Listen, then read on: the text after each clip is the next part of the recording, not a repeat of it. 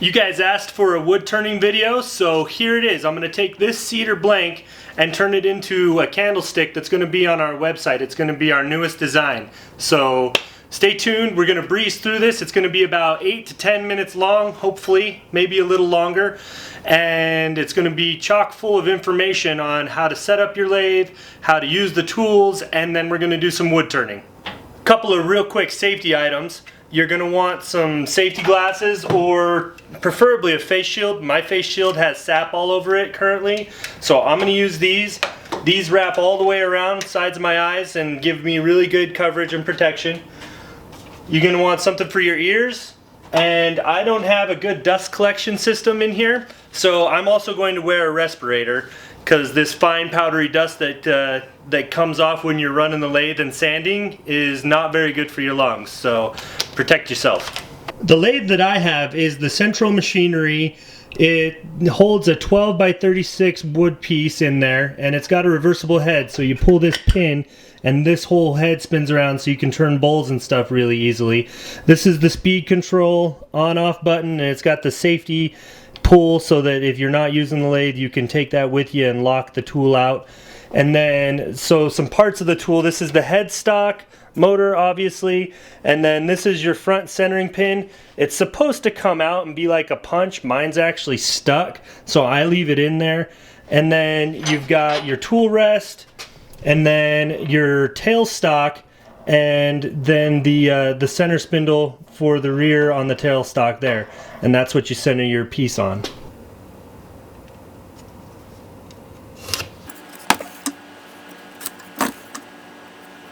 Getting started with the wood, I've got my blank marked out. You could cut 45s off of this on your table saw and make this more round. I sometimes leave mine square because I'll leave like the head of the piece square or the candlestick square, especially on a table leg. I want something square to do the mortise and tenon.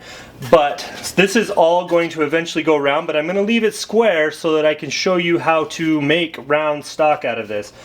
Since my front centering pin doesn't come off, I'm just going to line that up with my center mark and give it a little push in there to recess it down in.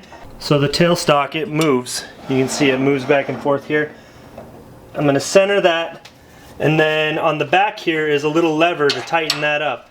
And I'm going to make sure that that's really good and secure. Now that that's in there, I'm going to tighten this down, and this is tight enough it will push into the wood, and it'll also push my headstock centering pin into the wood as well. And the whole time I do this, I kind of give it a spin so that it gets nice and snug. And then you're going to want to secure that arm down so that it can't move. So this won't move anymore because I've tightened it down. Next, I'm going to adjust my rest. So this piece is about right. You want it just below the center of your piece that you're going to be working on, or your blank. And you want to make sure that you've got enough room that the whole thing can spin. So before I turn the machine on, I always manually spin it. And I'm going to adjust it a little way out this way because I like to work right here in the center. I don't like to come way out to the end of the rest because I've had a couple break on me actually. And it's not fun, and it's better to just work in here. It's the strongest in here. So I'm going to adjust that. This also tightens down. I'm going to leave a little bit of a gap, 1/4 inch or so I have room to get my tool in there.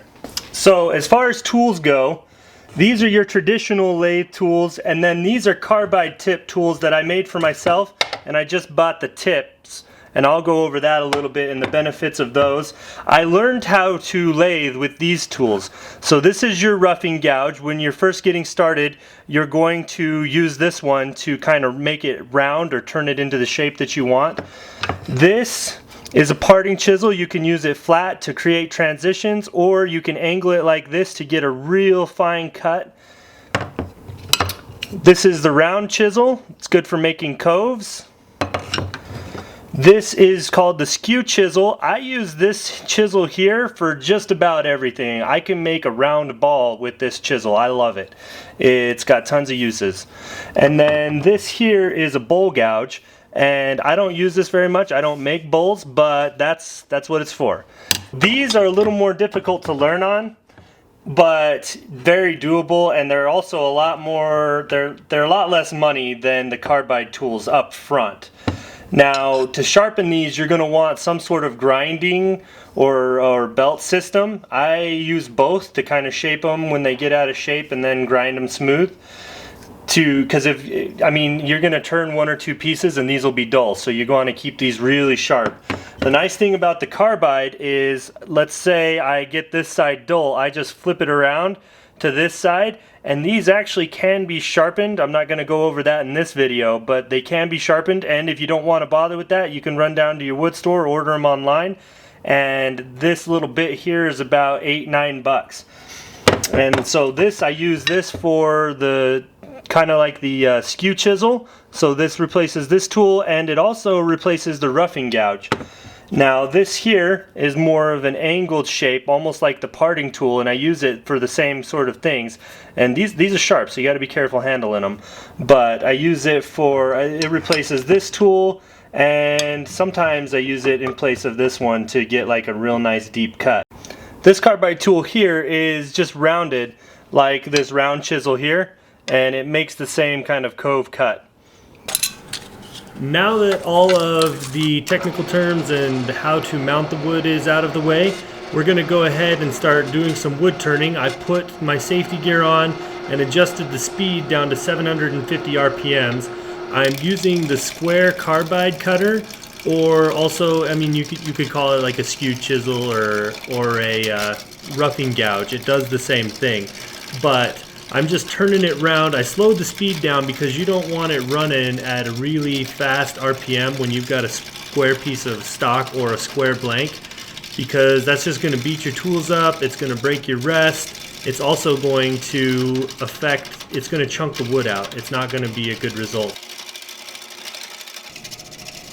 Now that I've got this mostly round, I'm going to take the chisel and work it down until I've got it almost to a true round, and then I'll move on down the rest and keep that same level as I go all the way through.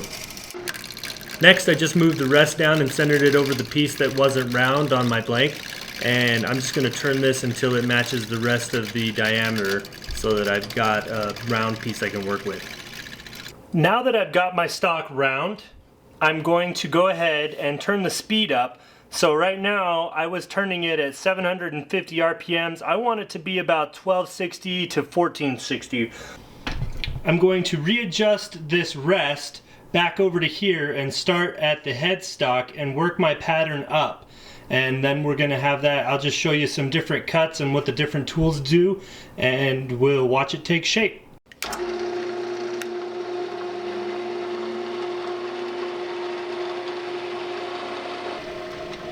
I'm going to start the pattern using the carbide detailer or the parting tool and just work my way in slowly. You don't want to take off too much material at a time, because what's going to happen is you're going to get chunks of wood that want to come out all at once, especially on a softer wood like this cedar is.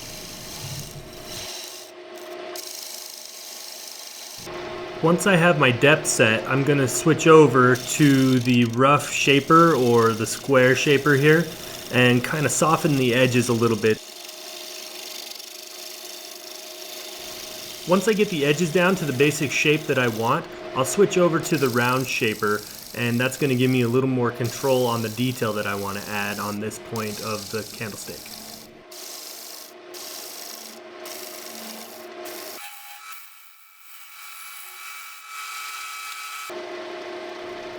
I'm going to use the round shaper to add a little more detail and interest to this cove here.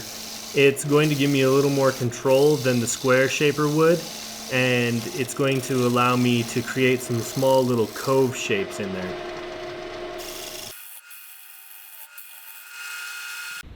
And this is what it looks like when it's not spinning.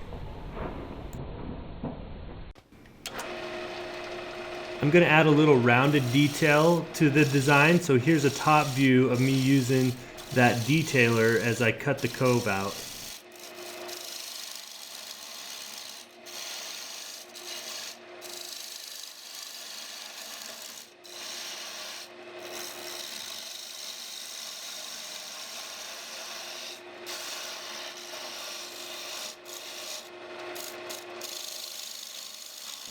Here I'm making a pretty deep cut into the wood because I want to add a fairly extreme transition from the rounded edge to the narrow support of the design.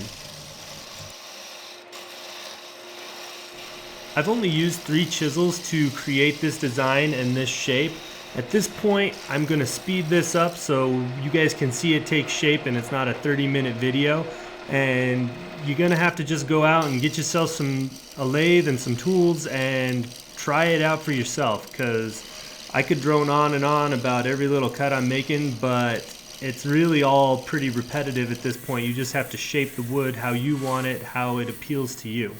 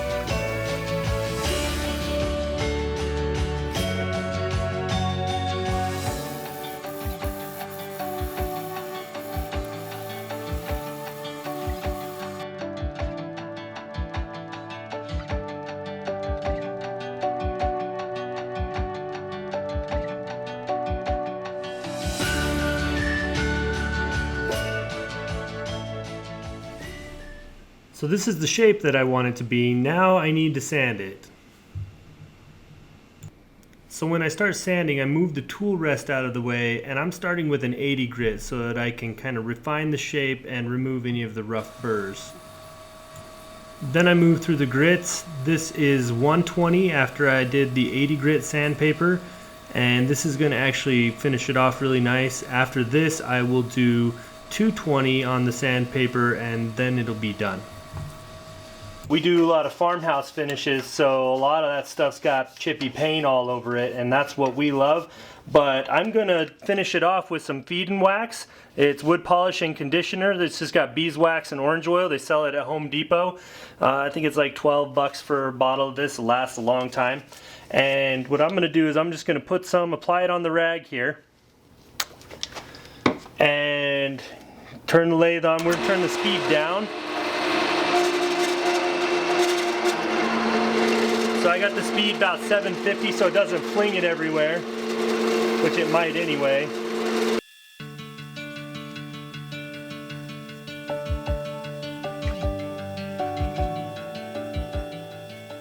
Alright, time to loosen up the tailstock and release this center spindle here. Here is the finished product. We went from wood blank to Farmhouse Candlestick, and I'll make sure I get you guys some good close-ups of that. One thing I would encourage you, if you're interested in getting a lathe, maybe go out and buy a cheap one, a small lathe, and do some small work. Mine can do up to 36 inches. I do a lot of table legs and things like that, and it works perfect for that. But if you're just starting out, don't know if it's going to be your thing, get something inexpensive. Get a small lathe. Once you get good on that, go get yourself a really nice one if that's what you're into.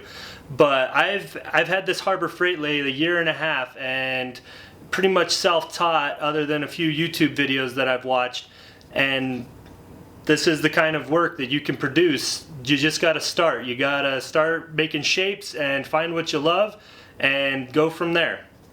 Thanks for watching that quick lathe tutorial. I know it was kind of brief. There's a ton of stuff I didn't go over. So if you have questions, make sure to ask me. I've got a few resources. If I don't know the answer, I can probably find it out for you. Or if it's something I've never tried, maybe we can figure it out together. If you like this candlestick design and you don't feel like you're brave enough to go get a lathe and make your own, hit us up. Go to jamirayvintage.com. They're going to be on the website in a couple of days and they will be available. Thanks for watching. Be sure to give us a thumbs up and subscribe to Jami Ray Vintage for more DIY.